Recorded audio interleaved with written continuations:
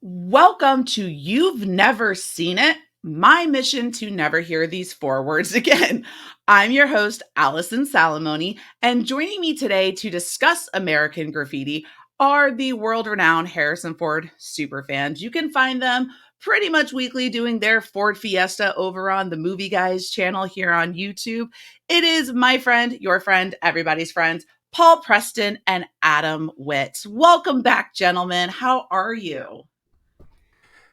We're full of Ford glory. We have 144 days until Indiana Jones, the Dial of Destiny. That's right. I have a setting on my watch. I looked at my watch right then because it tells me how many days until Indiana Jones, the Dial of Destiny. How are you?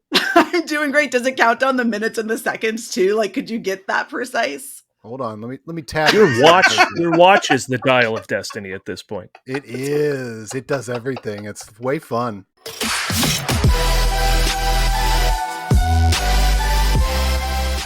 I mean, twist our arm to talk about Harrison Ford. We just got off recording our own episode, and now we're jumping right into yours. So Ford, you know, all the Ford. You can't talk too much. All the Ford.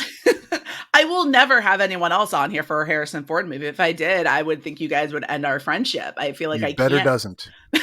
Well, I won't tune into that episode. I can tell you that. Exactly.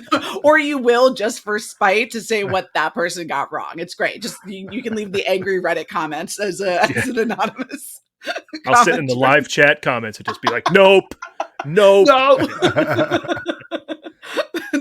Well, how have everything been? How have you gentlemen been? It's been a hot minute since I had you on. You guys, we're on episode 35. You guys were my third guests ever. And we talked about Blade Runner back then. You got to sit through. Look, did you see how good I did my intro this time? We didn't have to very good. Repeat it. Wonderful. You're killing our lack. Even now we have a lack of material if we can't goof on your opening. But nothing to joke on. It's fine. I know I should have recorded though when we were going through all of our soundtracks. Speaking of soundtracks, now, you've been watching those Dick Cavett tapes I gave you, right? Yeah, you're good. It's good. So welcome back. I'm so excited to have you guys here. As I said, we are discussing American Graffiti, which is it Harrison Ford's like first on big screen appearance? No. Oh, okay. No, it's probably his first character, right, Paul? Hold on, let's go back. Let's go to the IMDb with real substance that went on for the majority of the film. But that was one of the things we were excited to learn when deciding to do the Ford Fiesta, which is our podcast over and everywhere you can find podcasts. Oh yeah. Is that there were a whole heap of movies before American Graffiti that he made. And I think the number is 5. Dead Heat in the Merry-Go-Round, Love, A Time for Killing, Journey to Shiloh, and Getting Straight. Have you heard of these? Nope. Exactly. We watched them. And there is, of course, because it's Harrison Ford, there's some great moments of Harrison Ford in them, but the movies vary, of course, in quality. Mm-hmm. But somebody knew that this guy had something, and despite putting him in the studio system at the time, where they just like sign him up and then put him in a Western, put him in a college drama, put him into this. That's what his first 5 are. You know? Yeah, this was put him in a decent sized role, see what he can do, and I think he delivered big time in American Graffiti. And importantly, it's the first time Harrison Ford is cool, which is key to Harrison Ford. We like Harrison Ford because he's cool and he's awesome. And in this, he's cool. Yeah. You know, he is not cool in Getting Straight, even though his character finally has a name after his 5 movies. But still, most actors, I'm sorry to interrupt, but most actors would kill for their 5th movie to be one of the most legendary movies ever made.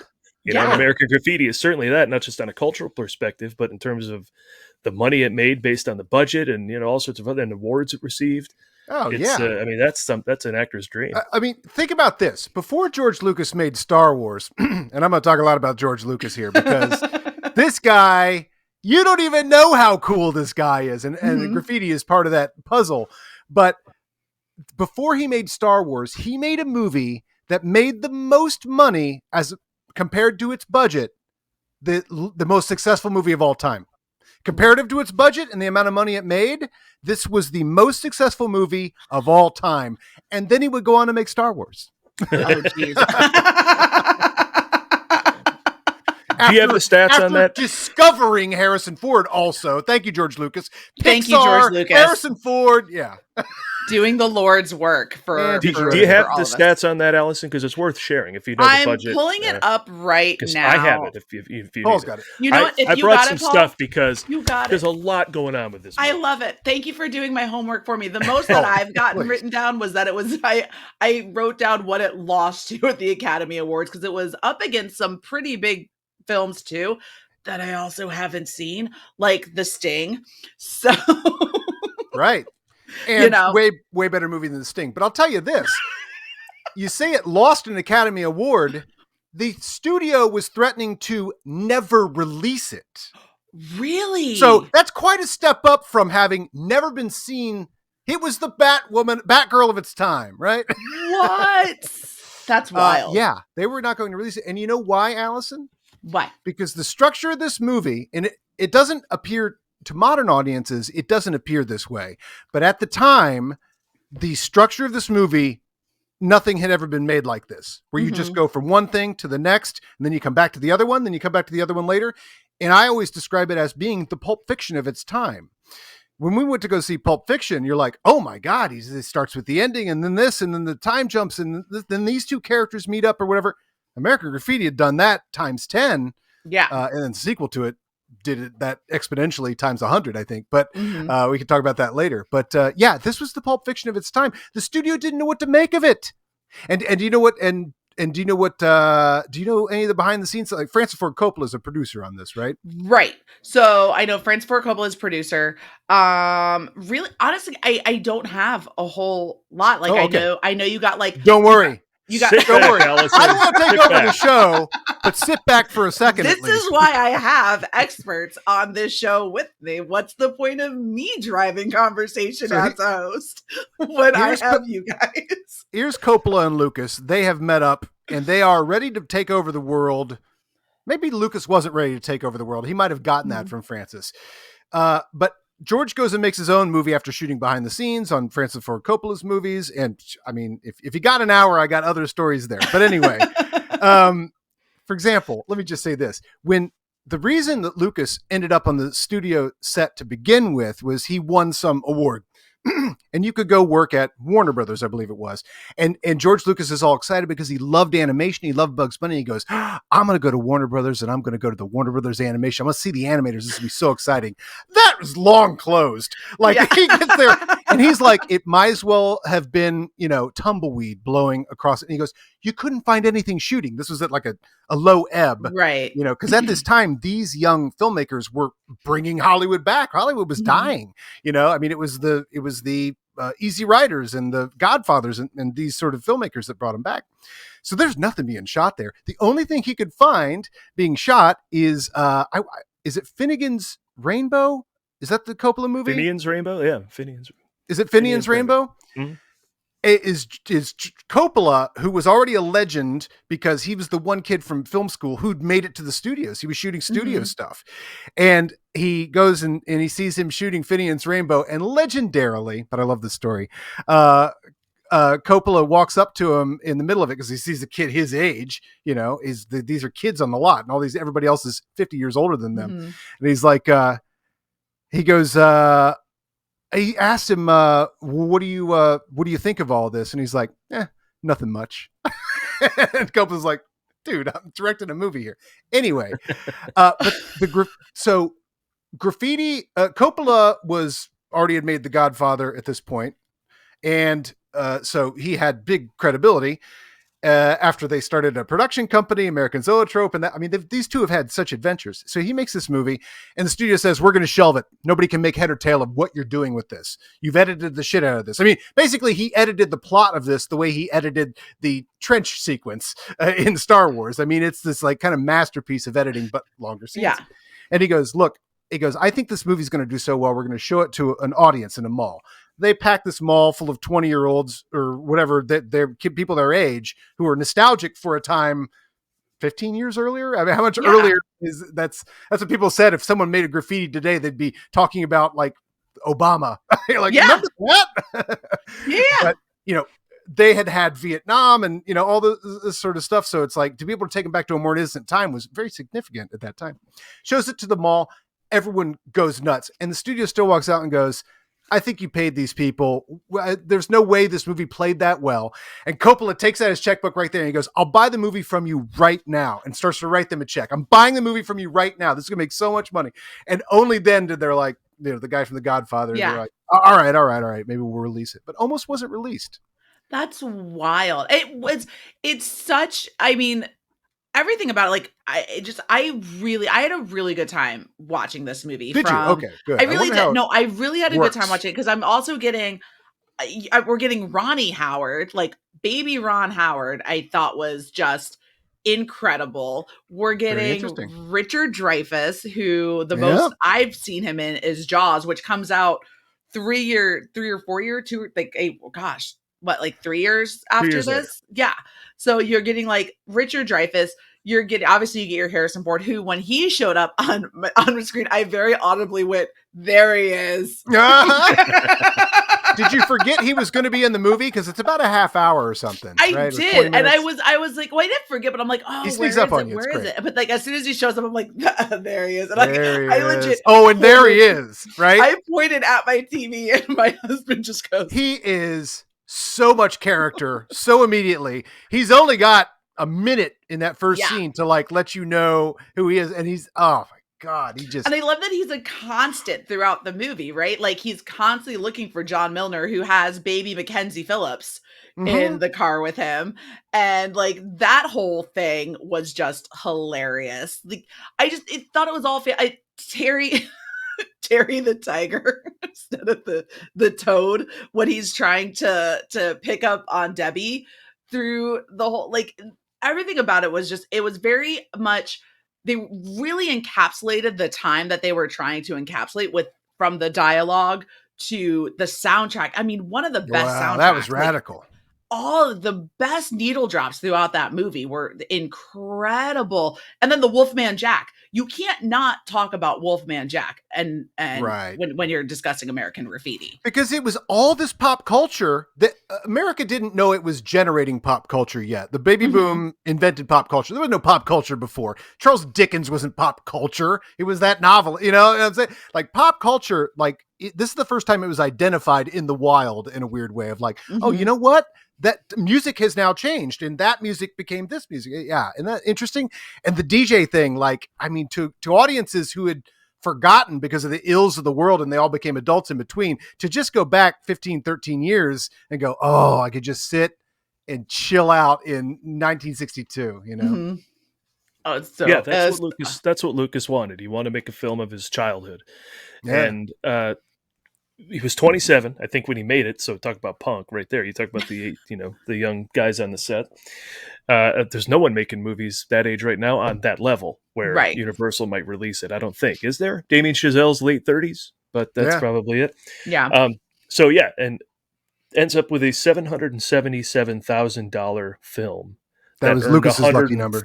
And earned $140 million. Throw in video sales, $200 million. So yeah, it is one of the most popular. Wow. Or most profitable movies that you're going to find out there ever. Yeah. And to Adam's point, no one wanted to make it. Universal actively tried to not make it. And now, of course, if you take their studio tour, it's one of the billboards you pass by on the tram as you go by. It's like, you guys didn't. Everybody tried to not make this movie. They looked at all the. It was one of the few movies back in that time to start doing all song soundtracks, like you mentioned as well, all the great music. That's expensive, and people went, no, we don't want to do it. But he said that sound design. Walter Murch had a hand in that, right, Adam?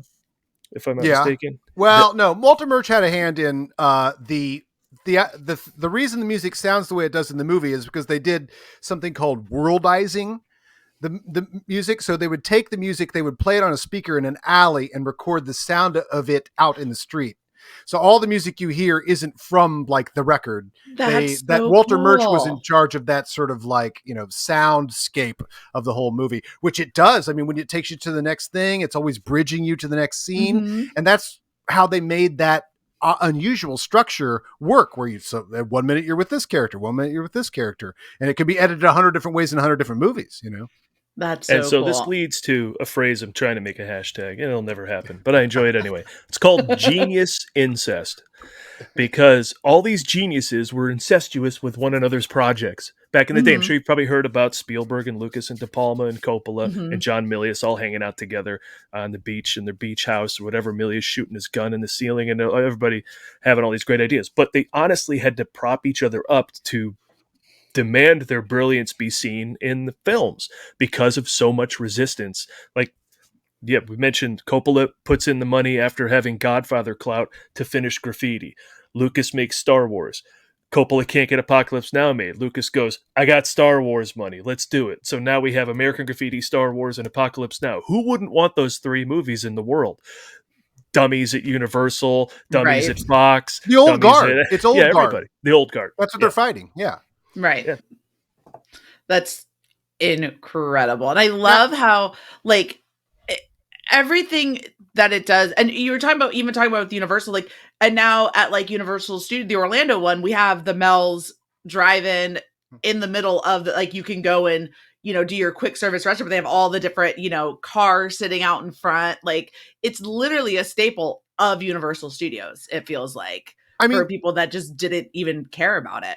The roller skating waitress, you know, probably had to be gone by 73. Oh, yeah. You know, I mean, seeing that on screen must have been like, oh my God. I mean, it's almost like a Warhol type thing. The idea that Warhol, people go, oh, that's not art or whatever.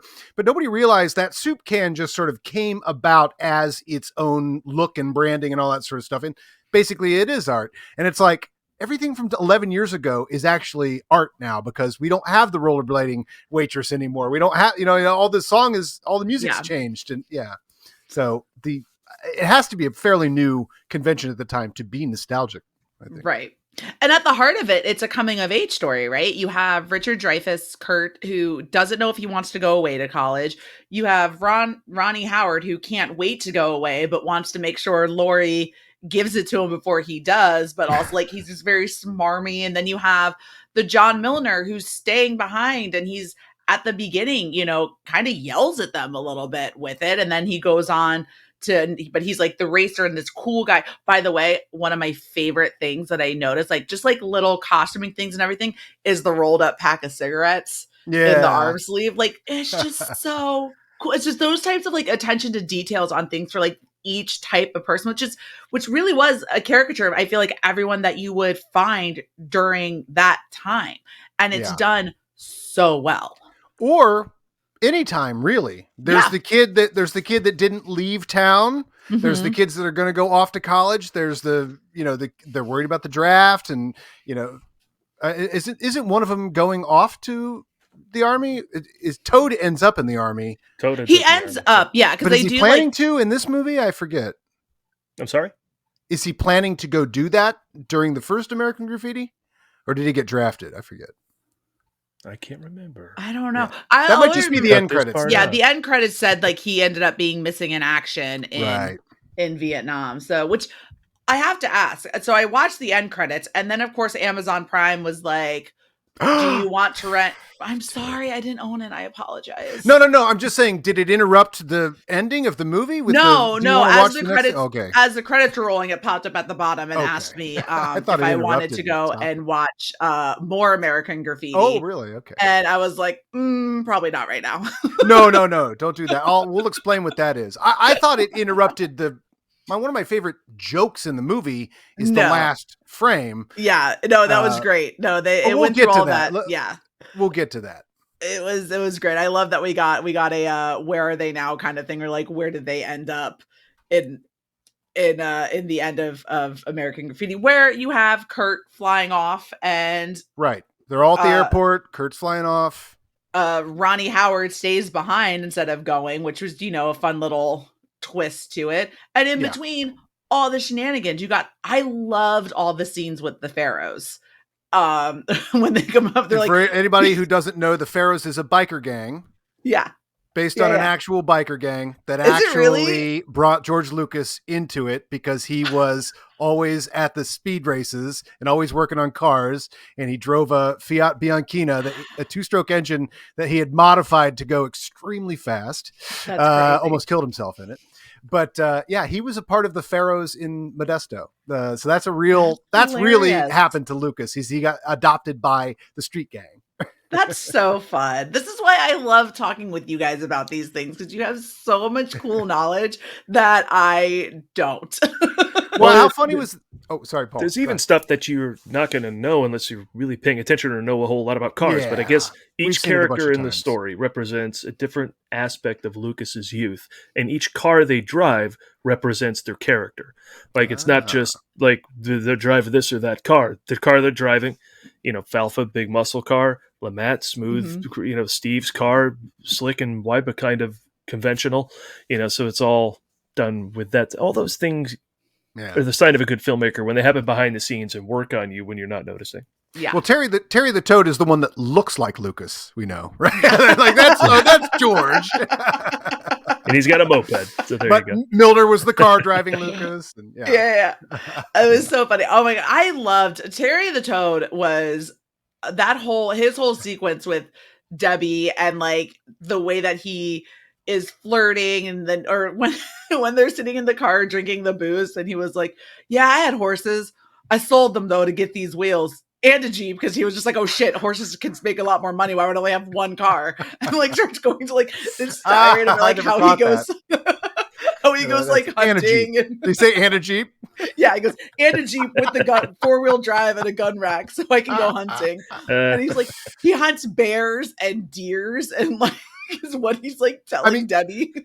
When you think about how movies introduce characters, and it's like, somebody said on a commentary a long time ago, like, always make an entrance. If you're not having your characters make an entrance. And so on the Ford Fiesta, man, he's had some great entrances. Like Harrison Ford kills it with his entrances. Terry the Toad, how great is his entrance? They're all sitting there cool at Al's diner, and he rolls up on, and they've all, at least they've got cars. Steve's is the coolest car, right. And the less cool car from Dreyfus. But then Terry comes up on the Vespa and then forgets to take it out of gear and runs into the, and you're like, I know that character already. And he has been on screen for 4 seconds. And then he goes and tries to start hitting on the waitress Buddha, and he's like, like, why don't you want to come hang out with me? She's like, no. Like, what? No. Why would, what? Like, in what world do you think that this would ever happen? Yeah, apparently an error too. Like he was supposed to zip into the shot. He runs that Vespa into the wall, and that's keep it. Keep which it. is one of the great things you can say as a director. Keep it. Yeah, it's absolutely perfect. It was. Yeah, and then I think I need to give. I love Lori throughout this as well, and watching her relationship with and that relationship with Steve. And I think one of my favorite parts, because she's such a badass, like standing up for herself. So when they're in her car and he's trying to like get her, to go all the way with him, so she can leave him something give him something to remember her by. And she's laying there, and he's like, well, do something. She was like, what? If that's all you're going to remember about me, then go ahead. Like, if that's all you want. And I was just like, right. Fuck yeah, Lori. Yeah, she takes her power, it's so bad. In subtle ways. Yeah. It was so great. So I do have to ask then, for you, for both of you, do you remember the first time that you saw American Graffiti? I don't. You don't? We talk about this all the time on the show. I must have said when we covered our American Graffiti episode of the Ford Fiesta that I don't remember, because Raiders, I know when. Jedi, got it. And even The Last Crusade, like all the, but that one, Star Wars, of course. But yeah, I don't have it first. I remember my more recent screenings. Yeah. A friend of mine projecting it on the sheet in her backyard, that's we watched fun. the video. And then recently just at home, for our show. Yeah. And each time it's one of those movies that I forget everything that's involved in it. And when you watch it, there's this scene. That's right. Yeah. Like some movies I've memorized. Raiders I've memorized. But when we get to a scene, I already know it's coming, but I love it. Something American Graffiti I watch, I forgot that was in here. Oh, right. And I do love it as it goes along. You could never, I could tell you the entire order of every scene of Raiders of the Lost Ark. This movie, I'm like, it's always a surprise what the next scene is, because it really could come in any way. And even watching it for the Ford Fiesta, it's always a surprise when Harrison Ford shows up. I forget every time that Harrison Ford is in this movie because so much happens, Yeah. So it's always exciting. You're like, oh, that's right, Harrison Ford's in this also, and his scene, when he enters, Yeah. My first time seeing it was I rented it in college, so I was in video school, but I was a film minor, mass communications and a film minor. So I was starting to watch all the movies. That's where you enter a whole different. It's one thing to like get obsessed with movies with what you have access to in high school or grade school, or when we first got the VCR. But then you get to college and you go, okay, now you're taking your freshman class, and here's Meshes in the Afternoon, and here's here's Wim Wenders and Werner Herzog, and suck on this, kids, and you're like so my mind's like blowing up, but I'm still reading like Skywalking, Lucas's biography. I would read that. I read that like every year in college. That was like my real guide for like how to be a film student, even though I was like in video school, but I was still trying to make movies and stuff. Yeah. So I'm like, I'm like realizing like, I've never seen THX 1138. I saw part of it on TV as a kid, and it didn't do anything for me. And I was like, and I haven't seen American Graffiti at all in any way. And I knew my parents were huge fans or whatever, so I rented it. And I gotta say, it's a real tough. And you know what else I rented around the same time, because my vision of watching is the same, is Apocalypse Now, which was almost directed by Lucas, also starring Harrison Ford. Also soon to come on You've Never Seen It. Yeah. Oh, yeah. On a square, I would say keep that to yourself, but that's what the whole show is. The whole point. On a square TV, pan and scanned, center cut, pan and scanned. You're not a widescreen. There were no widescreen anything back then. That was a special tape you'd get. You'd be like, I got Die Hard in letterbox. You're like, oh my God, what did it cost? $80 in $1992. But so I got it. It was cool. But it was like, man, watching it on a square TV by yourself in a living room, blah, blah, blah, blah. It's fine. I saw it a few times since then in parts. Then I saw it at the American Graffiti. I saw it at the New Beverly with a full crowd, all laughing at every joke and making me realize other things were funny I hadn't even thought about. And then you're like, all right, that's American Graffiti. So that's really, the first time I saw it for real was the New Beverly. But it just shows the difference in like experience, Yeah, but that is true that I got into film so early just because of Star Wars and Raiders of the Lost Ark that I wanted to see everything. So I went back to, I wasn't taking a film course or anything like Adam, but I was like, let me watch Network. And I went, okay. Like, let me watch Chinatown. Oh, that's okay. Why? Because I was the wee young buck, I didn't know these. So now watching those movies, I'm like, oh, these are masterpieces. So American Graffiti, it probably took a few views for me to really appreciate it. But now, I totally do. But you have to learn how to like them. I had to learn how to like Apocalypse Now, but commensurate with my studies in going, what's good about that? Oh, okay. Next time I watch, I'm going to pay attention to that. Blah, blah, blah, blah. Is the increased better experience in watching it up until I was starting to get Apocalypse Now over time. Paul and I saw it at a 4K premiere at IMAX, and everything worked minute by minute to the point where I never even realized, that the character Kilgore is supposed to be funny. But I was laughing like I was in the middle of like, The Mask or something. Like he's hilarious. But anyway, but the point is Harrison Ford's in it. So Allison, we expect yeah, we'll see you for Apocalypse Now. We'll see you guys next month. You'll be my monthly Harrison Ford. That's what we'll have to try to work it out. So we'll do once a month. I get you guys back on here for a Harrison Ford flick that I haven't seen. To crib Paul F. Tompkins' bit about him in There Will Be Blood, in terms of Harrison Ford's performance in that movie, it's a movie about a guy trying to keep a meeting on track, and Marlon Brando rounds out the cast. Not good. One of my favorite, I'd say, just because we're talking about Marlon, now you bring up Marlon Brando, one of my favorite stories that I ever heard, because of course Coppola too, one of my favorite stories that I've ever heard about the making of The Godfather and the type of like eccentric person that Marlon Brando was, that whole scene where he had in the beginning where he has the cat and he's petting the cat and everything.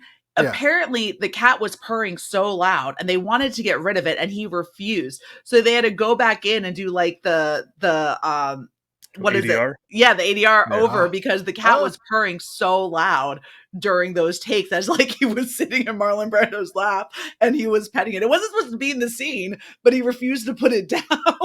And now it's an iconic image, But Yeah. I can't imagine right. it was easy to get him to mumble the same as he probably did in the not. first take. Can you mumble? Perfect. Thanks, Marlon. That was Perfect. Put the marbles back in your mouth. But yeah, apparently because that cat was purring so loud, it was pissing everybody off, and he refused to put it down because that's who Marlon Brando is. And I love him for it. I haven't seen much Marlon Brando. I've seen obviously I've seen The Godfather. And I've seen. Did you say obviously? Because look at what you're hosting. Let us know you've seen The Godfather. Here, I'll tell you. Somebody pointed out to me the great way to get into Stephen Lewis. Pointed out the great way to get into Marlon Brando is watch On the Waterfront and then watch any other actor from that year,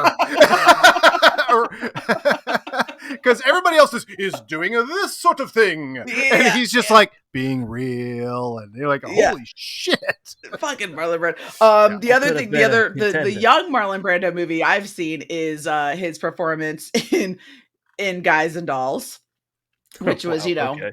That's the one you saw. And I saw the one where he did what is it? I think it was like one of his last movies that he ever did with is it Edward Norton that's in it? The Freshman? Oh, The Score. The Score. Yes. I've seen The Score. Okay. Well, that's and not On the Waterfront? Not On the Waterfront. Okay, no, I have not. Wait, did someone say to you, you haven't seen The Score? Because I don't think that sentence has ever been mentioned. I don't think it's ever been said. My husband. What? You're all right. You haven't seen 15 minutes? Or whatever. What's the one with 15 minutes?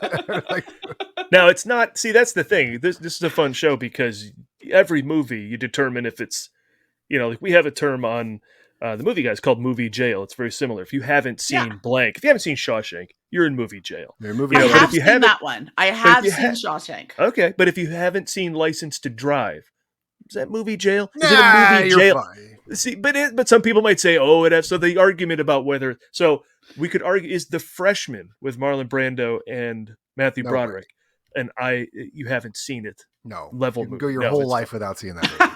But it is an accessible, enjoyable late Marlon movie. Perfect. Good to know. Glad so I don't have to add that to my list because. No, but On the Waterfront, yes. Well, so because again, you bring up we're talking about On the Waterfront. It's like the Marlon Brando, and the competition between him and Paul Newman, or like Paul Newman had in his head between him and Marlon Brando at the time. So now I want to watch all these Paul Newman movies because I watched him in The Hustler, and I was just like, holy shit, I love Paul Newman now. Wouldn't have loved Paul Newman without this show and like sitting down and watching Paul Newman. Hey, I hate to point out, but I feel like we've strayed from talking about Harrison Ford. We sure have. Can I just say something real quick? Can I turn the topic back to Harrison Ford? Absolutely. How great is it when he does finally enter this movie and you think you've met all your characters? You met a ton of characters, right? Yeah. And then suddenly this car pulls up next to it, and it's the first time you see what was kind of was a convention when Lucas was growing up. And we even had our version of this in my college town too, because we cruised a strip. That appealed to me. I was like, oh, we cruised the strip in Oxford, Ohio, because there was like one central strip. But those two going side by side, just throwing shit at each other. Just going, hey, what are you driving, a trail car? A trail truck or whatever. This is supposed to drop shit out the back in the field, right? It's a field car. And just like your mom, it's like all your mom jokes and back and forth. Smiling and laughing through it. Like, no, it doesn't feel like anyone's It's like a ritual. It's just like you just sit there, you just spin. And then Mackenzie Phillips, your car's uglier than I am. That didn't come out right. which I should pull for our show. One of the great Harrison Ford, like, turn to cameras like, what? Like, he's like, what? But he almost like turned straight into camera like, huh? Yeah. It's really funny. And what a cool look with his big old cowboy hat.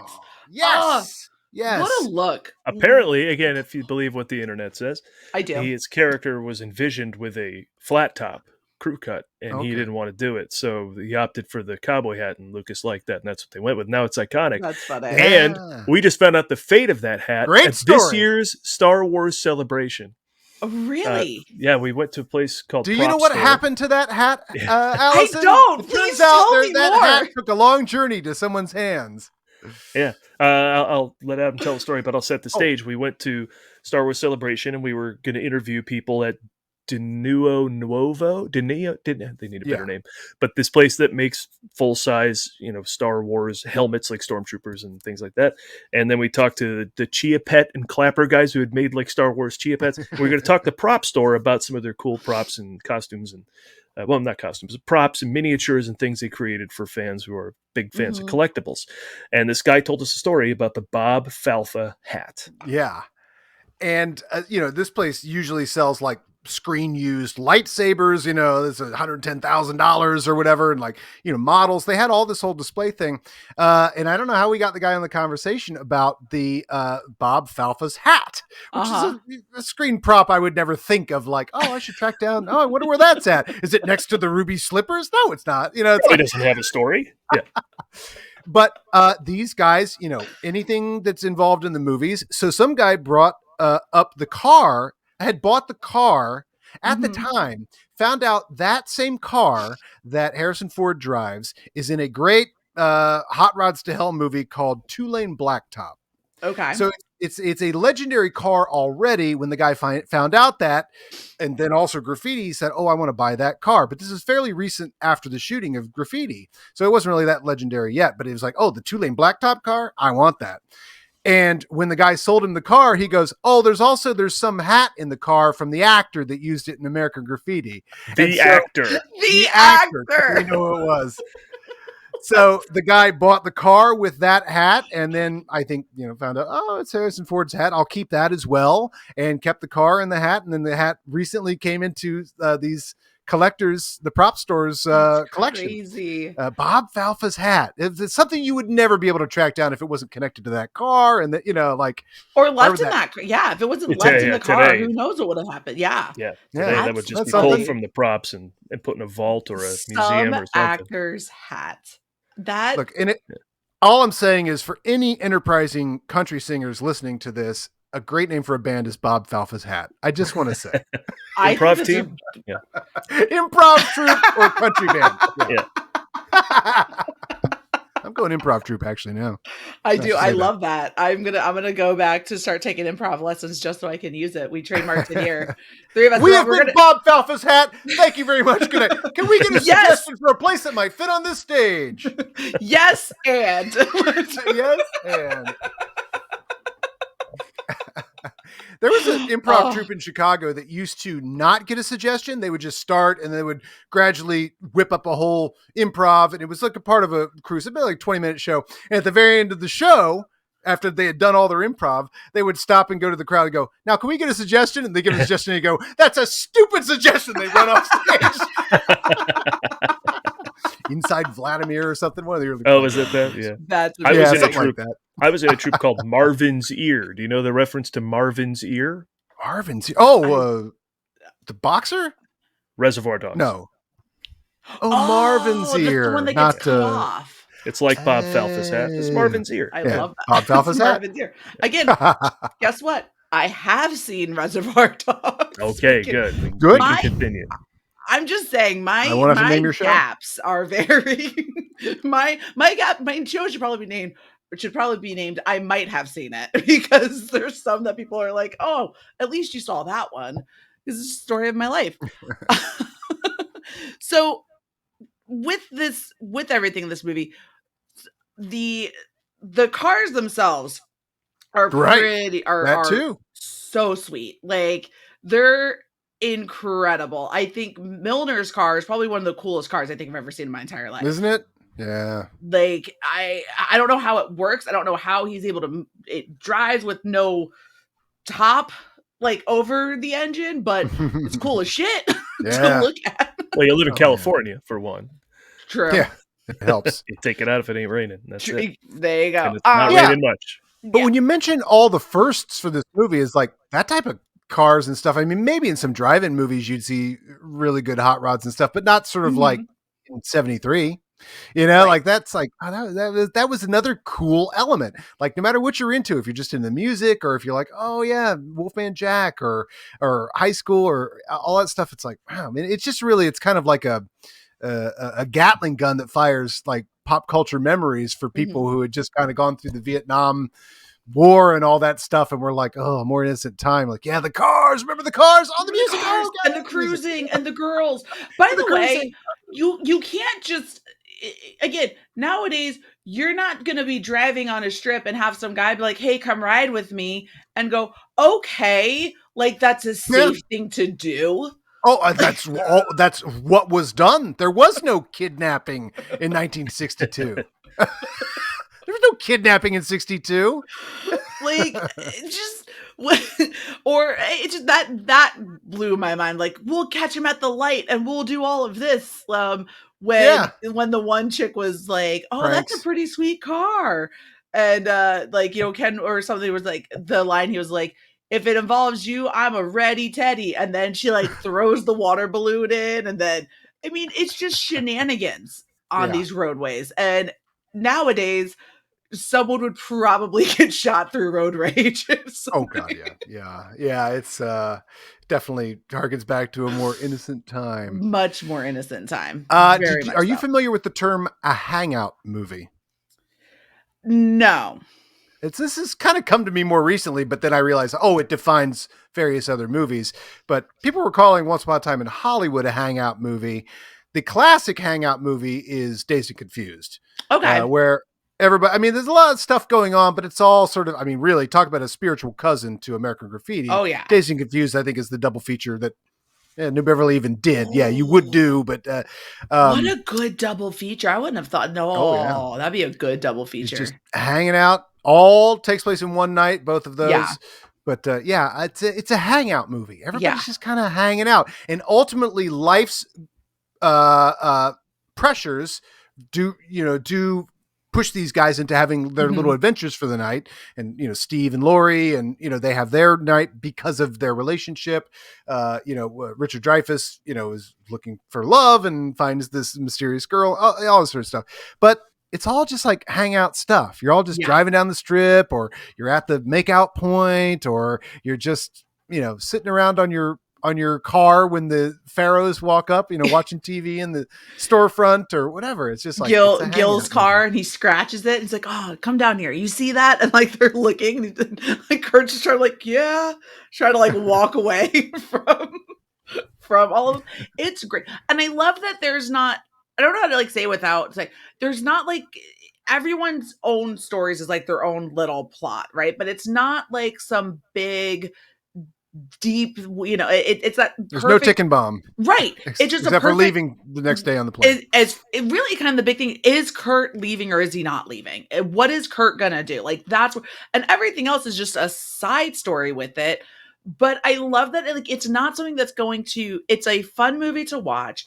It's also heartwarming. It's also hilarious, and at the same time, it's like it doesn't feel heavy, even though there is this aspect of like, what am I going to do with my life? I've graduated now and going into the wide unknown, which like, it's almost like a whole like existential crisis in a way, but done in such a light-hearted, fun way with everyone else's stories surrounding this big monumental decision that Kurt's trying to make. Yeah, it also ultimately makes it feel not hollow that what we did was tie a chain to the police's axle and then throw something at him and run away, or trying to steal from the pinball machines that the people that what's his name just got a scholarship from. With the pharaohs, he has to go around the place that just gave him a scholarship. And then it's so great. I think it's hilarious too. Like it's perfectly written. When they're walking out the pharaoh's like, "Oh, you might make a pharaoh, make a pharaoh yet," and then the older guys in the bar like, he's going to be a mighty fine moose one day after he literally helped these people steal. So all the humor worked for you in this? Because I could find that I don't know. I guess I would think it could be generationally like they actually like laughing at it. Because I didn't laugh that much the first time I watched it on video, but then I watched it with the whole crowd, which I know you didn't. No. So it was funny. There were moments where like the dialogue was a little like for me, like when Milner's getting pulled over and Mackenzie Phillips is like, "I'm going to tell him you raped me," and like just doing, but like she's also showing she's 14, like she's a kid. She's trying to get this guy to like her or like want to be around her. Like there were some parts that I was just kind of like, I wasn't really feeling it.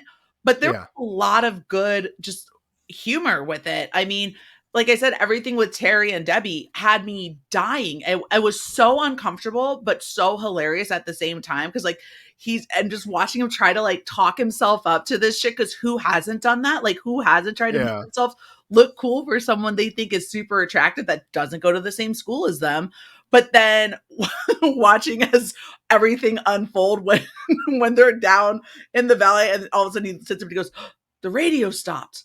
That means the car's gone." And she's just like, "Well, let's go get your Jeep." And he's like, "We can't go get my Jeep." Yeah, see, that's one of the angles when I mentioned before, that every time I watch it, I'm like, oh yeah, this happens in the movie. Like last time I watched it, I'm like, oh, that's right, they end up in the woods. Yeah. I forgot. Like that's a part of it. Lost. And we watched that all unfold, you know. I forgot the movie went that far. You figure it's so tight to the neighborhood, but that's all Petaluma, California, by the way. I was I was up in wine country last year, and I was driving home and I saw Petaluma. I'm like, pull over, and it happened to be nighttime, which was perfect time to see all the sights. And you can drove around, and I saw the liquor store, I saw the car dealership, I saw the storefront where Kurt's sitting in his car watching Ozzy and Harriet, and cool. I saw one of the streets he runs down, and I took photos of all that stuff and got to jump around and enjoy. They're all right there, and they're all right next to each other, except the woods. I don't know where the woods are. So this is also, was this all meant to take place in like Northern California, or were they trying to make it? No, it was all supposed to take place in Modesto, right? Yeah, it's Modesto, but they couldn't shoot there, so they went to Petaluma. There you go. Yeah. You do what you got to do. Modesto is George Lucas's hometown. Yeah. Gotcha. They have a statue for him there, right? If I'm not mistaken, or at least there's been an attempt to get it. Yeah, put it on the street. Really? Better have at least that.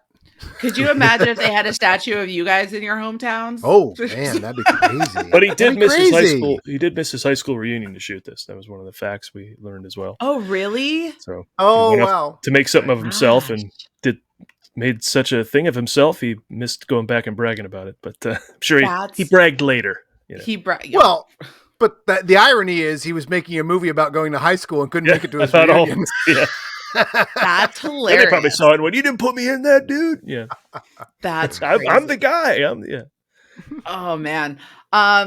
Did he also? I can't remember. I was reading, but did he also wrote this too? Right. Co-written with Willard Hike and Gloria Katz, who were longtime collaborators. Yeah, longtime collaborators. You might know them as the writers of Howard the Duck, directors of Howard the Duck. They're never going to. I feel so bad. They've done so much Temple good. of Doom. Yeah. Also Temple of Doom. I love Temple of Doom. No. We discussed that last time. That's my favorite Indiana Jones, but we think that's more of a generational thing than, because I grew up watching Short Round. That was the one Indiana Jones. Gee, let me guess, your favorite Saturday Night Live people isn't the cast with like John Belushi. Could it be the year that you were 11 or 12? Probably. Yeah. It's like Saturday Night Live cast. Right, Tina Fey and Rachel right. Exactly. That's how we were like Last Crusade, whatever. Yeah. As I've gotten older, I've come to appreciate all the other ones. So, Nobody's favorite is Crystal Skull, though. That's shocking. Nobody's favorite. Even if you were the right age to love that one, that ain't it. It's Shia LaBeouf's fault is what I think it is. No, I'm just kidding. What if they made 4 American Graffitis? What would the 4th have been like? Did they really? No. I was like, wait, did they? And I was like, they did. They did. Yeah. But speaking of which, this movie ends up getting a sequel, More American Graffiti. It does. I didn't watch it. It has. You shouldn't. I think we're playing with house money right now because you liked this one. That's a win. Yeah. Cut and run. Yeah, cut and run. You're so generationally far away from this movie and also like the impact of this movie that I'm like, oh, she liked it and found it funny at points. All right, that's a win. No, do not mess. You managed to squeeze off 5 shots in that pistol with only 1 bullet in it. You did not kill yourself. Put that away. Do not play it with More American Graffiti. Like the phrase movie jail, we have another concept at the movie guys, which is like leave it there or see it again or leave it there. Right. Because like I remember The Black Hole, the movie with Anthony Yes. Perkins and Joseph Bottoms, right? I love it. Maximilian Schell Maximilian, the and robot. his robots, and this big space movie in the wake of Star Wars, and like it was playing at the New Beverly Cinema, so we went, let's go down and see it. I think it was playing with Superman, right? It was like a great double feature. Superman 2 or something. Yeah, and so we went to why it's terrible. I should have left it there because I have great memories of it. And if I just left it there in 19 whatever that would have been great, but I didn't. I saw it again. Now I'm like, oh, this is not a good movie. So, yeah. My do I watch it again is Robin Hood, Prince of Thieves, which I loved at the time. But I loved it at the time with my wonderful high school girlfriend. Almost time to go to prom, and we're going out on dates, and we're having dinners because we're high school kids, and she's playing that song from that on her piano. Everything piano lessons, and I'm like, and everything. When I remember that movie and everybody that was around me at that time and my girlfriend, I'm like, it's so dew soaked. I'm like, it will never achieve that again. I need to leave that where it lies. I mean, you guys are mentioning this. I think mine right now, they're about to do a re-release for the 25th anniversary of Titanic, and I was the perfect age to go see it. But few people have soured on it. But I was like 12 seeing Titanic, so I fell in love with Leonardo DiCaprio and saw it like 5 times in theaters. We're running through the movie Guysopedia glossary here, but another one is Milt, and I think Adam and I are both Milts. We're a man in love with Titanic. Man in love with Titanic. I love that. We can recommend watch Titanic again. Watch it if you've never seen it. Titanic is awesome. You got those people out there that are like, I love all of James Cameron's movies except Titanic because I'm such a man. I love Terminator and Terminator 2 and Aliens. I don't watch it. No, man. You either like James Cameron or you don't. Take it all. That's the thing, though. He kills it in that movie. It's like you watch that and you go, "Oh, is this gonna be some sappy crap?" No, it's a James Cameron movie. It actually is. It really is. No, we're in good hands here. We're working it. Yeah, that was one of those. I remember when it came out, like Dances with Wolves came out on VHS. You had to get it was so long. You had to have it in 2 boxes, 2 tapes. Kids don't get it. Kids don't get it these days. 2 tapes. Name other 2 tapes movies. The Right Stuff, Gandhi. 2 tapes. Yep, JFK. JFK. 2 tapes. Was another. Yeah. JFK.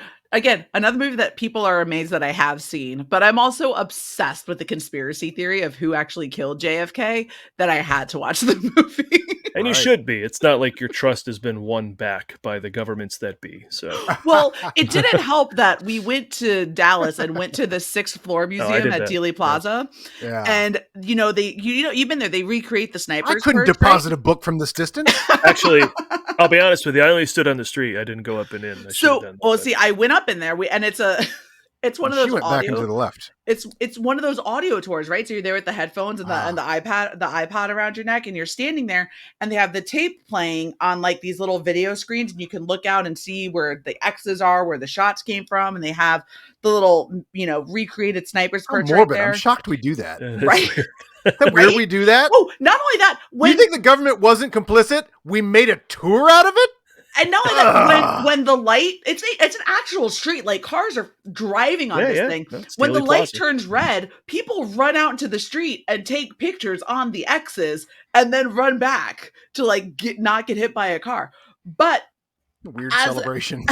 No, you get school off the day that Kennedy got shot? Wait, are we enjoying this? But yeah, as I'm watching the video and I'm seeing this little sniper's perch and I'm looking back and forth and I'm going, and I just go, I think I say it quietly, but of course I have headphones on. I just go, there's no fucking way. And apparently I said it loud enough that my husband turned around and looked at me and went, shh. A lot of other people might have heard me. There are little kids who are trying to enjoy the story of a presidential murder. Quiet. They were there on their school trip. We weren't there on a Monday. So, But we digressed yet again. Speaking of JFK and amazing movies like Titanic that were all nominated for awards, I feel like we should kind of get into some of the things that America. We talked about what it was nominated in the Oscars in 1974 for Best Picture, Best Director, Best Supporting Actress. This movie? What? This movie? Yeah. That's crazy. I mean, that means it had a big impact, because this is not the sort of movie that does that. And then before they changed the titles, I believe this is technically best original screenplay, but back in 1970s, it was best story and screenplay based on factual material or material not previously produced or published. I'm assuming that. Glad they whittled that down. Glad they whittled that down. Didn't think Travolta could handle saying that, huh? And then, of course, best film editing for Academy Awards. Nominated, lost all of them. But it did win the Golden Globe that year for best motion picture for musical or comedy. Okay. And apparently they used to, I don't know if they still do at the Golden Globes, but at the time they had the most promising newcomer, and that went to Paul Le Mat. Oh, so, but it was also so close. It was a lot of promising newcomers in this movie. It's the only one you couldn't say. You could even for 10 or 15 years say Mackenzie Phillips. Right. The only one you can't say, you can say George Lucas. You can say Richard Dreyfuss. I bet he's going places. If you're a fan of Never Cry Wolf, you could even say that, or the Untouchables. You could say that, but we're not doing the Lamat Laredo or something. We're doing the Ford Fiesta. The Lamat La Roundup. La Roundup. And the other no promising newcomer in Harrison Ford, Cindy Williams, not a promising newcomer. Ron Howard, not a promising Dreyfuss. newcomer. Yeah. You know who is, though? Paul Le Mat. God bless him. I mean, yeah, God bless him, obviously. Obviously. But Richard Dreyfuss was nominated for Best Actor in a Motion Picture Musical Comedy. And of course, George Lucas was nominated for Best Director. So, I mean, got a lot of buzz for this being kind of like the first. Would this be Lucas's considered like his first big? Again, I know he had THX 1138s, but did he really Took the nation by storm? Of course. Which I believe is the license plate of Milner's car. Right. Do I have THX 138. Oh, is it really? Yeah, I think so. I didn't even notice that. Now let's go back and watch it again. Driven by the promising newcomer of Lonesome Dove. Are you looking him up? Yeah. What else do we know? What else did Paul Le Mat do after American Promising Graffiti? newcomer of More Conan American the Adventurer, Graffiti? the TV series. No, I'm kidding. He's the promising newcomer. He's very good in the movie, as much as we're goofing on it. Yeah, I know. And the sequel. He's good. And the sequel. Yeah. Very good in the sequel. Oh, the promising newcomer of Puppet Master. A Puppet Master. Yeah. You know, as much as we The researched Burning Bed.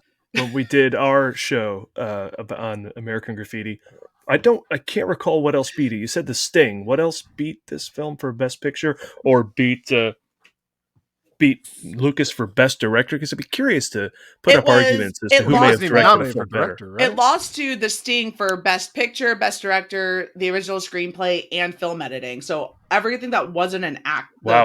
Sting. Was The Sting. Wow. And then Best Supporting Actress, I think Candy Clark was nominated for her role as Debbie, and she lost to whoever was in Paper Moon.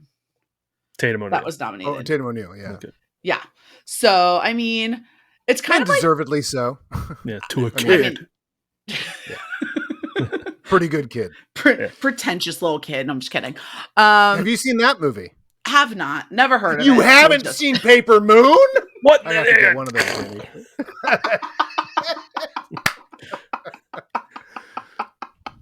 Exactly.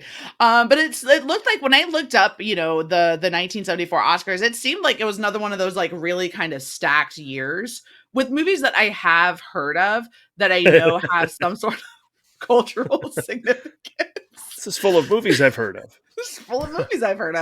But I know The Sting, there are some people out there that are very disappointed that I haven't seen The Sting. I think it's one of, they say, it's one You're of the not best. gonna like it. Well, the thing is, The Sting has been... It's fine. Sting, it's fine, actually. Is that controversial to say? It's great and has been done over and over. Like, right. Yeah. It's without the premise The Sting of it. is, The Sting leaves in its wake, The Color of Money, Knives Out, any sort of like these, well, not maybe Knives Out, but the heist, like the Ocean's 11. Yeah. Oceans. That's a great comparison. Yeah. I've seen The Color of Money too. That makes it. There you go on your Paul Newman. Paul Newman. Mr. makes it look easy, man. Paul Newman. You're going to enjoy going down that rabbit hole. I'm really excited. It was one of those two that turned into like the episode that I did for The Hustler turned into it. You got to go watch The Color of Money then with the friend that I was. What? Tell me you've seen Butch Cassidy and the Sundance Kid. Oh, there's no way. I'm going no. I'm putting $1 down on no. Adam, you would be $1 richer. All right. Hey, we got a new game when we come on Allison's show, by the way. Has she seen it? Wait, which one? Have you seen it? This is that's a different talking game. About movies. Let's get some gambling going here. Let's go. All right, let's go. A different take, with wagering. You guys already know a few of the ones that I haven't seen, so what if because we're figuring out some of these Harrison Ford ones. But Paul, hold on. Okay. Paul, Tron. Has she seen it? Has she seen Tron? No. No. All right. No bet. No money. What do you think? Nah. Am I right? You're right. I haven't seen it. You haven't seen Tron. It's harder to access. It's harder to access. Yeah. I don't even think it's on Disney Plus, so I don't think you go jumping on just watching Tron. That's true. Although I could be wrong about that. But yeah. Adam. Yeah. Has Allison seen One Flew Over the Cuckoo's Nest? For this show, she might have. Yes. I'll go yes. Not yet for this show. I have not seen. I was going to go no, but I thought, that could be one she's hit so far on the show. Have not. Thanks for letting me know you don't listen to my show, Adam. Appreciate it. No, I'm just kidding. Well, I haven't memorized. I've heard a few. 35 shows in, and you still air on the nope. Allison hasn't seen it. Yeah, I guess 35 movies in. It's going to be your safe. 34 movies is but a dent. How about this one? Adam, has Allison seen Bowling for Columbine? No. Yes. That shocks even me. Okay. So, here's the thing. So the reason I saw Bowling for Columbine is when I was in high school, I was in theater and we were doing every year we did a night of one acts. And I was in a one act for a one act show called Bang Bang You're Dead, which was written and done around that time because of, the school shootings that had happened. So it was a whole anti-bullying kind of one act. So I was in that. And one of the things and all the one acts were, the whole point of the night of one acts, they were all directed by students. So the one who was directing it had asked all of us that were going to be in it to go and watch this documentary. So that is how I saw Bowling for Columbine. I thought I was thinking of that more movie wise and not culturally because your generation would be the first generation that started having school shootings. Congratulations. I feel like we've gotten off the topic of Harrison Ford. Well, you can go to Columbine and go up in the school and you can see where the shooters went. You can put on an audio headset and listen to everybody and go out and take photos. It's really fun. Right. That's a great comparison. They would never do that. And yet we're doing that for JFK? Oh, it's so funny. It's wild. Hilarious. It's wild. And this is when my show ends. We will never be back for another episode. I've officially been canceled thanks to Paul Preston. This is great. Just saying. We're making some money off of Dead Dudes. And I want to take it easy. So Harrison Ford, he's driving this cool ass car, right? Yes. He's got the cowboy hat. He's rocking it. He's rocking it. He's got a skull hanging from his rear view mirror. Is there a screw in the skull? Paul has always said, why couldn't Han Solo and he have switched things they hung from the rear view mirror? So there's not dice for Han Solo. Give that guy a skull. Yeah. What do you think? Should those be switched or are those accurate? Yeah, Han Solo gets the dice and Bob Falfa gets the skull. I mean, what would the skull be of hanging from the Millennium Falcons? I feel like if you're going to give him a skull, it has to be a skull of not a little baby human skull. No, it could be some creatures. Yeah, I think you do a cool creature skull. I'd be right there. There could be some fun little backstory that we could have gotten in Solo of how Chewie killed whatever it was to give it the skull to hang from it. This is now the movie in my head. How did you guys feel about Solo? Solo, a Star Wars story? Yeah. Has she seen it, Paul? I think she has. I think that one I have. That's a little mainstream. Yeah. I love Star. I just recently had a thought on that movie, which is that I love And I have Solo. one. Go ahead. Yeah. I love Solo, a Star Wars story. It's a very good Star Wars movie, and now you can increasingly contrast when people are making a movie with the toggle switch, make a Star Wars movie on, or the toggle switch, make a Star Wars movie off. For example, Andor flips it off. Solo flips it on.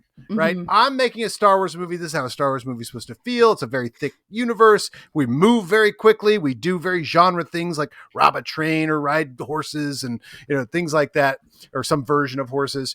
But I just recently had a thought about Alden Ehrenreich's performance, that it's a great performance because what a lot of us love about that is he's not trying to be Harrison Ford. Right. That would be suicide. Do not try and be Harrison Ford. Try and be Han Solo, acting as you do as an actor yourself. And the reason I think it was successful, I had this thought the other day, is nobody has ever suggested that the next person to play Indiana Jones should be Alden Ehrenreich. That's a total win for being Han Solo. No one even thinks of you as trying to be Indiana Jones. No, you're very Han Solo.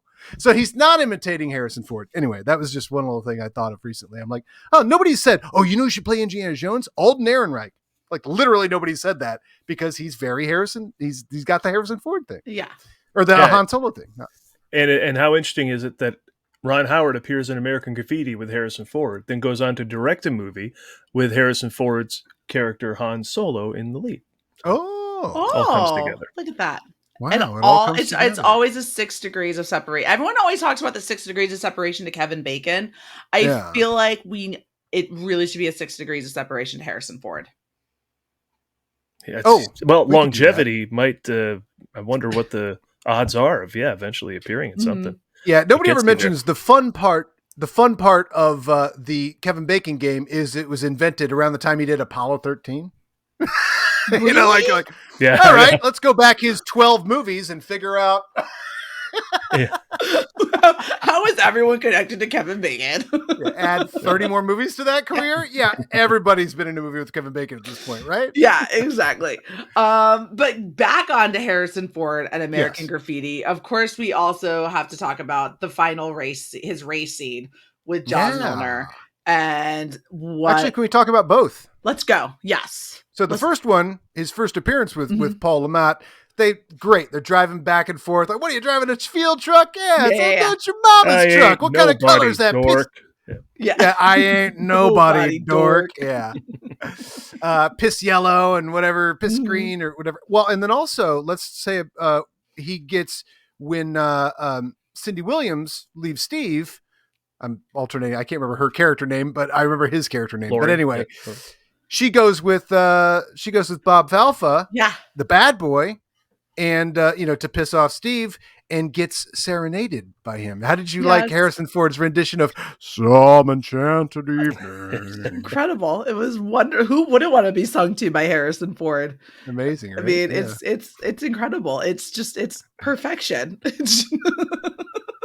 And weird, I thought. So weird. It is so weird. Absolutely. 100%. Very weird. I got serenaded at a bar by my husband. We were dating to Rats Round and Round by a cover band. That's amazing. So, I mean, I feel like I've been in Lori's shoes. It's fine. Probably harder to sing than you'd think, that Round and Round. Yeah. Yes. Yeah, very much. So the first time he races Milner in that little stretch, they have one block, and that's what sort of sets off that Milner's like, I'm not the fastest anymore.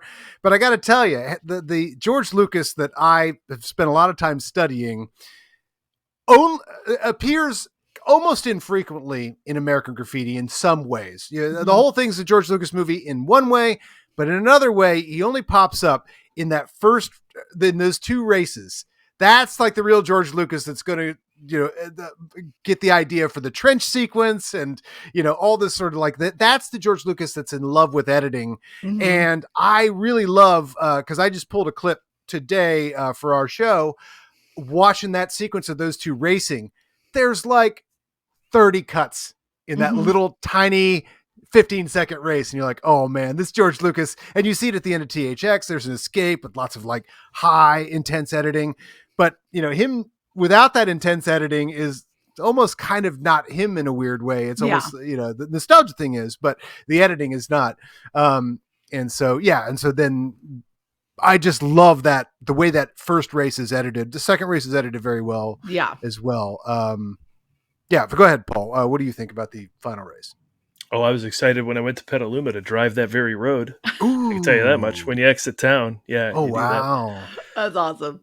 They had every chance to go darker with that finale. Someone could have really gotten hurt or something. So you're right. But they didn't, and I thought that was a great way to sort of maintain the feeling throughout, as much as everyone's in and out of relationships and conversations and fights and arguments doing this whole thing. The biggest thing at stake is still just Kurt gonna leave town. So it's never like, a major thing. So I thought that was good. You get a little seriousness when he takes her to the car graveyard, basically, and talks about that one over there was so-and-so who died because he was stupid with how he was racing. And I forgot about that. And right. how, There's that whole scene where like he's walking her through like, like I'm fast. I know I am. And this is what it is. But like, I also know how unsafe it is. Cause I think even like has a story where like he almost bit it, during one of his own races. So, and then you see as much as Milner, I think Milner is such an interesting character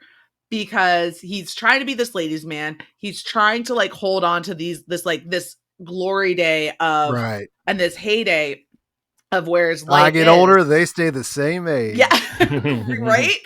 And so, but he's also not Mackenzie Phillips, I guess. But too young, but then like he realizes like you get to see the side of him, like he knows that this is dangerous and that it can't go on forever, but he's just not ready to let it go yet. Mm-hmm. And I think that it just makes these stakes for like that final race that much higher with it. So, or I'm just thinking too much into it. I don't know. No. But that's definitely Milner's character. Yeah.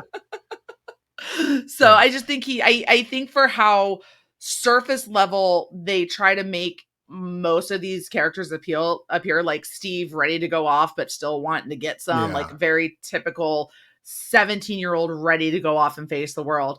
But then you have Milner and Kurt, who I think are kind of like, Milner's like, why aren't you getting out? Like, you don't need to be stuck here. But he's also wrestling the fact that because I am stuck here. This is what I'm stuck here doing. And he doesn't know anything else. And like, how is he going to get out of it? Then of course you find out in the end credits that he gets killed by a drunk driver anyway. So, which I thought was an interest. I just thought that, I think like for just how simple that was, I feel like there's way more thought put into these characters than what you end up seeing through a first time watch.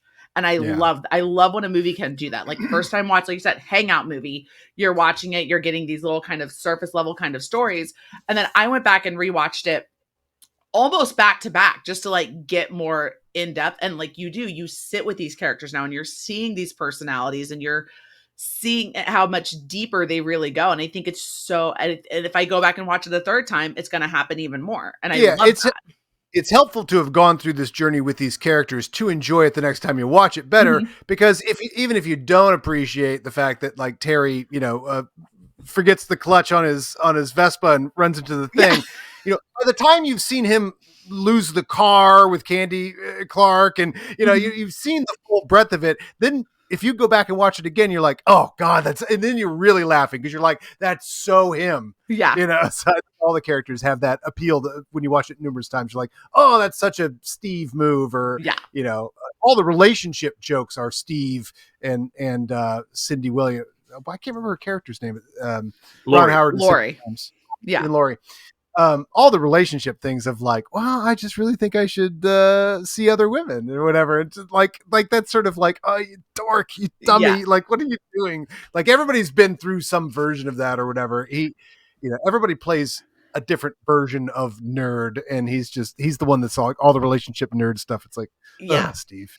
Yeah, we should still see other people.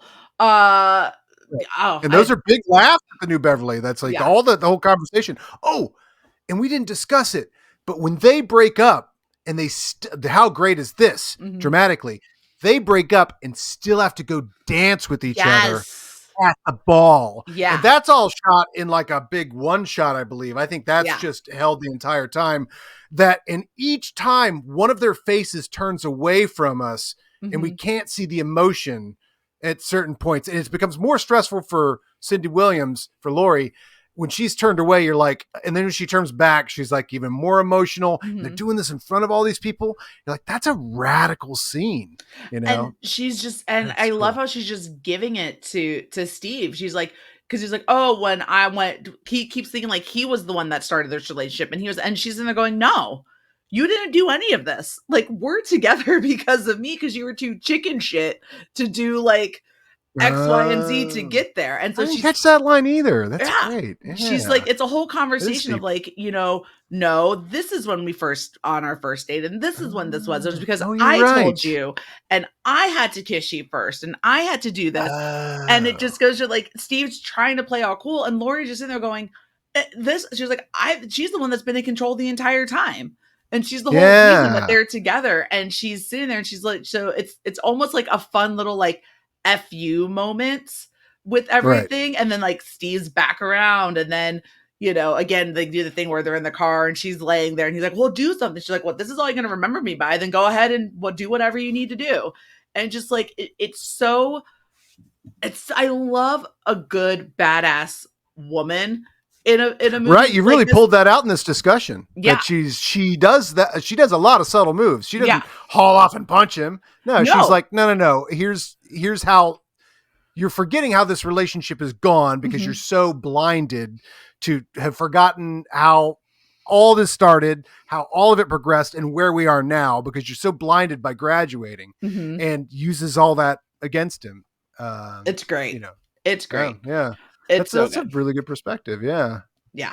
I would like to think that I was a Lori more than, not that there's anything wrong with being a Debbie, but because again, Debbie uses what she's good at, right? She loves tuck and roll upholstery. So she's going to come and be like, hey, why don't you go get me some booze? Why don't you do this? Right. And boys like Terry are going to fawn all over the girls like that. It's such a good, it's one of my favorite tropes in like any, coming of age story is like the beautiful girl and the guy that just like falls head over heels to do anything to impress.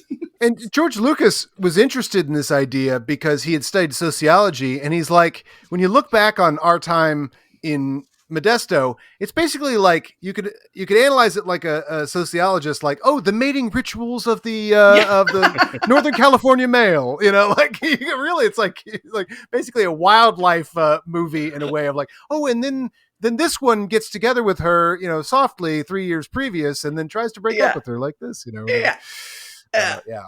The mating rituals of Northern California teens didn't have the same ring to it as American Graffiti, so that's what they right. I'm just sitting here stewing over the editing. Okay, so you talk about the editing of that final race. You think about the editing entirely and how they edited the story together. And then it lost to The Sting, which is a very linear story. It's good, it's well edited, but it's the challenge to make it is so much easier than the ABCD all over the place version of, and they had, and this is one thing Universal did well. They appointed Verna Fields to the film to edit with Marsha Lucas. So there's a tag team killing it in this that should have won the Oscar over The Sting as much as you're right. That they turned down Verna Fields and Marsha Lucas for the editing of The Sting. And Paul, you ain't just whistling Dixie when you say that's a very like pat for like if one thing happens then the next, because like I said, American Graffiti, you could edit that 11 different ways and have 11 completely different movies based on what information you get up front. So it's and Verna Fields, legend, Mother Cutter as they called her, but The Sting, every scene in The Sting is like, we need to go find a guy that knows cards. Cut to a guy that knows cards. Like that is like every cut in The Sting. You're so right, Paul. It's like, well, all we got to do is find a guy that works at the post office and then cut to the post office. Yeah. Put your finger, as soon as he rubs his finger on his nose, then we'll cut to the next scene of them putting the next thing together. Oh my God, you're right. That's like, The Sting could be edited no other way. And the 11 different ways you can cut American Graffiti, I bet you 9 of them are bad. So True. True. yeah. Verna Fields. Touche. Oh, I forgot that was Verna Fields. I was just reading about Verna Fields. We're over here waxing poetic, and Paul is just sitting in his corner mad. You see like the smoke just like. Think about it. Oh, the hell. Yeah. By the way, I just have to say, so I was just reading up on Verna Fields recently because a mutual friend of ours, her house went up for sale about 6-7 years ago. And I don't know if you know this, but Verna Fields had an editing suite in her pool house, and she edited Jaws in her pool house. But in addition to that, the pool next to the pool house, on film, by the way. So on film, so like a whole big thing. She's not just If you look up Verna Fields' Jaws, there's a famous clip of her and Steven in there, and she says, "That's the cut, Steven." And I always say that when I'm working with a producer, and we're trying to figure out like, does this work, or do you add two frames here, two frames here? And I always just either mentally to myself, or if they know the reference, I say, "That's the cut, Steven." But I just read, and I got the Taschen Star Wars book. The thing weighs 15 pounds. And I don't know if you could tell throughout the course of this conversation, but I know a little bit about George Lucas. Yes. I'm a little obsessed. This book has like 2 new things I don't know per page. Let me tell you one. Verna Fields' house was also where, assuming she lived there at the time, I don't know if she just moved before Jaws, then maybe this is not true. But THX 11384EB, Electronic Labyrinth, which is the student film that George Lucas made before he made the feature version of THX 1138, the shortened title, was edited at Verna Fields' house. There you go, genius incest. How did she get? Yeah, That's where he edited his student film. Wow. Amazing. How did he get to her? That's interesting. Or maybe she was coming up at the time, or I don't think so. No, Right? She was very supportive of the young filmmakers, and I think just through, I don't know the genius incest you talk about, Paul. That's how, like, somebody knew Verna Fields. I think that's that how moviola, she ended up working on Jaws. Yeah. I think that moviola, if that's what it's called, right, is at the Academy Museum. So her moviola? Well, last time I went, wow, they keep changing over the exhibits there, which is good if you remember, because you keep going back and seeing new stuff. But I don't know what came and what went in there. I think they got rid of the Bruce Lee stuff, maybe putting in something else. Yeah, but I got to go to that. I haven't been to the museum yet. Never been to the Academy Museum, but I also live in Orlando. So that's true. So, have you been to Disney? Have I been to? Yes, that I have. Okay, well, you're getting stuff done. yeah. Have you been to? Is Silver Springs still there?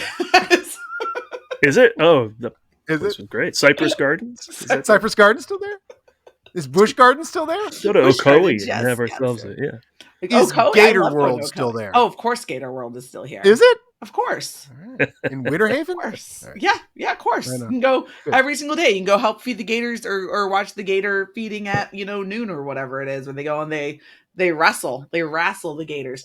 As big George Lucas fans, have you ever been able to go and do like the Skywalker Ranch? No. Is that a thing you can do? I don't know. Or tour if the you know ranch? somebody. Yeah. if you know someone. There's also some... Oh, let me ask my friend David Fincher. There's also some studios in San Francisco, right? You can go into like the lobby and take a picture of Yoda or something, but that's as far as you can get. Yeah. Or is that Skywalker Ranch? No, I can't remember. I don't know. The answer is no. for Lucas. In that respect. You're a good friend, George Lucas, that you know so much about. But I feel like you guys would be best friends if you had. I guess Lucas is only a pretty good newcomer. I love it. Well, as we're getting into with everything else, I gotta ask you guys, because like I ask in all of my episodes, if you could list your favorite 3 moments from American Graffiti. They don't have to be in order, but your 3 favorite moments from this film. What would you think? Okay. I have a radical one, actually. Okay. I'll definitely out of order. The last time I watched American Graffiti, I laughed out loud at something I don't think anybody else laughs at. And it's partially because I know a lot about George Lucas. And it is, well, first of all, it's set up by a very strange moment. So they all meet. So they've had this whole night. They've all grown. They've all made their decisions. They meet at the airport the next morning. This is the epilogue, right? Basically. The evening's over. Here we are. Gets onto the plane, flies up in the air, longer shot than any shot in the movie. Mm-hmm. Just following that plane. Boom. John Milner was killed by a drunk driver on December 1964. Yeah. What? Like that.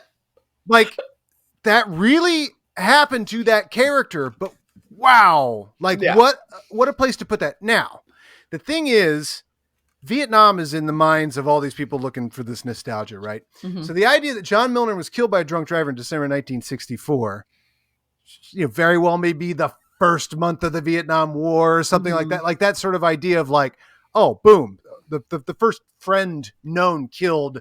And in the heads of everybody watching, that doesn't say drunk driver. That says in Vietnam, right? Right. Everybody watching this is nostalgic for a pre-Vietnam time. They see that and they go, yeah, a guy I knew in high school died. The next one that comes up, Terry Fields was reported missing in action near An Loc in December 1965. Now it literally is the Vietnam message. Right. So boom, boom. And you're like, oh, he's not dead. Reported missing in action, but he's dead. Yeah. Right? Vietnam, he's dead. Yeah. John Milner, dead. Terry Fields, dead. And this is the feeling of this generation that spent the last 90 minutes getting away from this feeling. Mm-hmm. And boom, boom, there it is. Like there's not any grass smoking in this movie. There's no hippie George Lucas. Yeah. But this is in the mind of people's heads. The third one that comes up, John Milner, killed by a drunk driver in December 1964. Terry Fields reported missing in action near An Loc in December 1965. Steve Bolander is an insurance agent in Modesto, California. And that is the funniest joke of the movie. That is rule of threes hilarious. That's because great. That is what George Lucas feared for himself. My biggest fear in my life is that I'll end up selling, not insurance for him, like working at his dad's stationery shop in Modesto for the rest of his life. That's what he's trying to get away from. So the fate worse than death for George Lucas is Steve Bolander as an insurance agent in Modesto, California. That's great. Yeah. I'll just give you one moment because I just ate up a lot of time with that. No, yeah. And Harrison Ford and the first race and your three. Yeah, your 3 moments with the 3 things on screen. They got to be 3 to do the rule of threes. Rule of 3. I love that the first time Harrison Ford is on screen, he isn't. You just hear the roar of Falfa's car in the distance, and they talk about him. I think that's cool. It's something I realized last time. Oh, that's that I probably watched it last time. It's someone else threatening him with it, right? It's like, hey, have you seen this mean Chevy that's rolling through here? They're looking for you. And then they give him Then they're like, oh, and avoid Jerry's cherries tonight or whatever it was. So like they're giving him like the warning of like where not to go to get caught. Oh, right. That's where he's hanging. He's hanging. And what are the odds that Wolfman Jack would be a fine actor in the scene that he's in? So I love when Kurt meets him as well. So that scene is pretty great. That's a good one. And how would Wolfman Peterson have sounded on the set of Wolfgang Boot?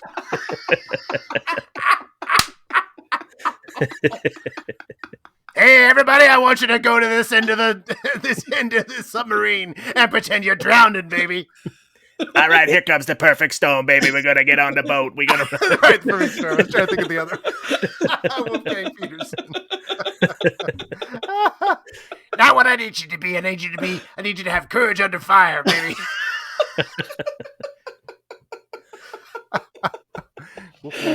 Oh, love it. I love it.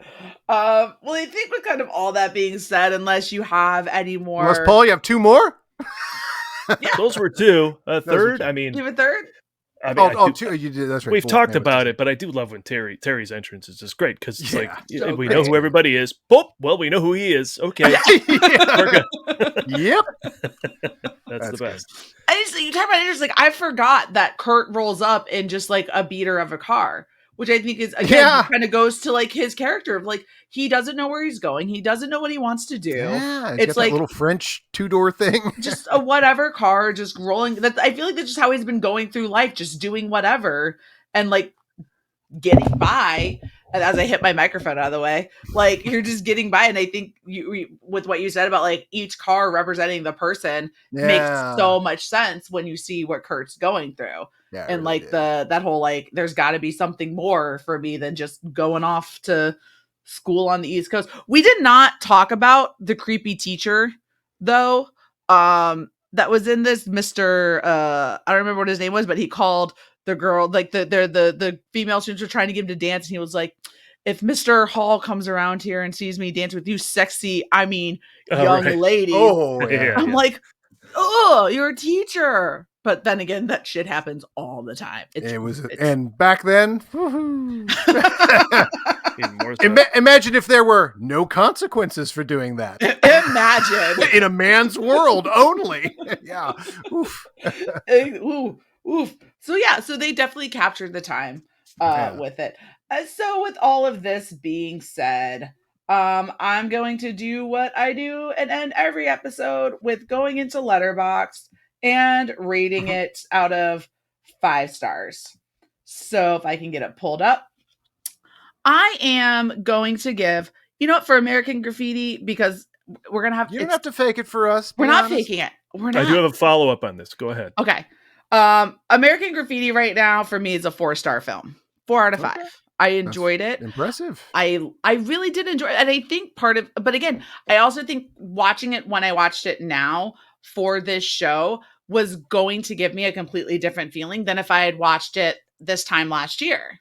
Before I really had I mean, I liked movies, but I really hadn't started like this deep dive with anything. Film love is a journey. It changes. Really this movie will be different the next time you see it too. You know, it's 100%. it was for me last time. 100%. So it's like, I know looking at it now from the lens that I'm looking at it in, I know I have a better appreciation for this movie. So seeing it when I saw it and how I saw it really helped out versus I know if I had seen this a year ago, 2 years ago, 10 years ago, I wouldn't have given a shit. Right. You know? Yeah. Like the first time I watched it, I'm like, oh, it's good. Yeah. It's cool. Yeah. I mean, I'm not studying it, and I didn't know what to study even at the time. I don't think, All right, my follow-up. How many stars did you give Cliffhanger? Let's find out. Let me remember. Good question, Paul. Good follow-up. A recent episode. I'm just saying, that was a really fun show. That was a really fun movie. Who challenged you on Cliffhanger? The good old JTE with Cliffhanger. Oh, he would. He would. That sounds about right. Cliffhanger also got 4 stars. Perfect. That's the show. Okay. That's There's your show. Roll credits. Steve Bolander is an insurance agent in Modesto, California. Good night, folks. It was the John Lithgow for me, okay, with Cliffhanger. He's going to do it. He's going to do it every time. Every time. Wasn't he a villain in a Seagal movie too? Who was the villain in some Steven Seagal, like On Deadly Fire or something, like Fire Above Ground, or I can't remember, but there was another guy that was like that. You're like, oh, he's in this. Oh, it's great. I love it. It's fantastic. Well, anyway, gentlemen, before we get out of here, why don't you tell all hopefully tens of my watchers and listeners where they can find you, what you guys have going on. The important thing is all of your listeners who are not obsessed with tracking us down and finding out what we're saying about Harrison Ford are now engaged. I don't care how many it is, Allison. They're now like, I got to go check this out. These guys were great. Go to themovieguys.net. Themovieguys.net will have links to everything. But basically, if you search any podcast format, the Ford Fiesta is currently in an audio format in its finished episode form. That's Apple, iTunes, Apple Podcasts, Amazon Music, Spotify, Pandora, Stitcher, all of them. And if you want to join us every Monday at 3 p.m. Pacific, follow our social handles. We're pretty much at The Movie Guys at Facebook, Twitter, and Instagram to find out the link for that Monday's show where we stream live and put the show together with an audience and we do like half do the show and then half nonsense. So much like how this turned out.